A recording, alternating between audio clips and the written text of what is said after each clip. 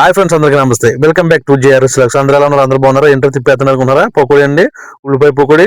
చల్లగా అయితే ఉంది వాతావరణం. ఉల్లిపాయ పకోడీ వేసుకుందాం ఉన్నారు మా స్టాఫ్. సర్లే అని చెప్పేసి పకోడీ టేక్ రెడీ చేసాం. పిండిలో ఉల్లిపాయ ముక్కలు, పచ్చిమిరపకాయ ముక్కలు, కొత్తిమీర అన్ని కలిపేసి ముందుగానే పెట్టేసుకున్నాం. ముందుగా స్టవ్ అయితే వెలిగించి స్టవ్ మీద పెనం అయితే పెట్టుకుని పెనం వేడెక్కిన తర్వాత ఆయిల్ అనేది వేసుకున్నాం. మాకు అప్పుడప్పుడు టైం కుదురుతుంది. టైం కుదిరినప్పుడు అలా ఇటువంటి పనులన్నీ చేస్తాం.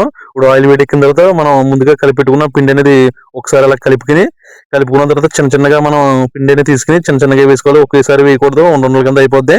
చిన్న చిన్నగా వేసుకుని వాటిని వేసిన వెంటనే తిప్పకూడదు.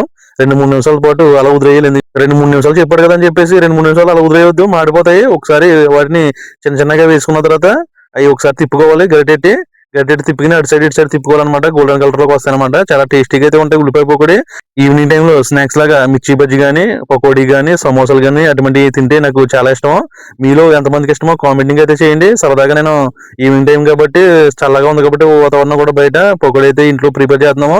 చూడండి, మాకు టైం కుదిరింది కాబట్టి చేసుకుంటున్నాం, లేదంటే మాకు టైం కుదరకపోతే చేసుకోము. చూడండి, చాలా బాగా వచ్చాయి. గోల్డెన్ కలర్ లోకి అయితే వచ్చాయి. వీళ్ళని చూస్తే నాకు నోరు ఊరిపోతుంది. వేడివేడిగా ఉన్నది తినేదిలేదని ఇలాగా ఫ్రై అయితే చేసుకోవాలి మొత్తం కూడాను. చూడండి ఎంత కలర్ఫుల్ గా అయితే వచ్చాయను. పకోడీ అనేది ఇలా చేసుకుని తింటే చాలా టేస్టీగా ఉంటుంది. చూడండి, నేనైతే తింటున్నాను. ఉప్పు అన్ని సరిపోయాయి అనమాట. చాలా టేస్టీగా అయితే ఉన్నాయి పకోడీ. మీరు దగ్గరలో నుండి కనుక మరి పట్టుకొచ్చిద్దు. మరి మీరు ఎక్కడ ఉన్నారు నాకు అయితే తెలియదు. కామెంటింగ్ అయితే చేయండి. నెక్స్ట్ టైం పకోడీ వేసినప్పుడు తప్పనిసరిగా మీకు పట్టుకోతాను.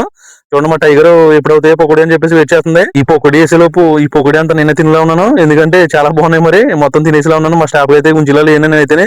ఇక్కడ మా తమ్ములో కూడా దొరుకుతుంది పకోడీ, కానీ టేస్ట్ అనేది ఉండదు. పిండిగా ఉంటుంది. ఏం పిండి వాడతారో తెలియదు. కానీ ఒకసారి నేను పకోడీ తీసుకుంటే మైదా పిండితో ఇచ్చేయడు. చాలా దరిద్రంగా అయితే ఉన్నాయి. అసలు ముట్టుకోలేకపోయాను. నేను అయితే అసలు అయిపోయాను. మా స్టాఫ్ అయితే ట్రై చేశారు బయటికి. మా తమ్ములో తిన్నప్పుడు చూసుకుంటానండి. ఎందుకంటే ఏ ఆయిల్ వాడతారో తెలియదు కాబట్టి కొంచెం చూసుకుంటానండి. ఓకే ఫ్రెండ్స్, ఉల్లిపాయ పకోడీ రెడీ అయిపోయింది. ఇప్పుడు మా స్టాఫ్ తో కలిపి కుమ్మేస్తాం. ఇప్పుడు వీడియో నచ్చితే కనుక సబ్స్క్రైబ్ చేసుకుని లైక్ చేయండి, కామెంట్ చేయండి. మరి వీడియోకి వెళ్దాం. Thank you.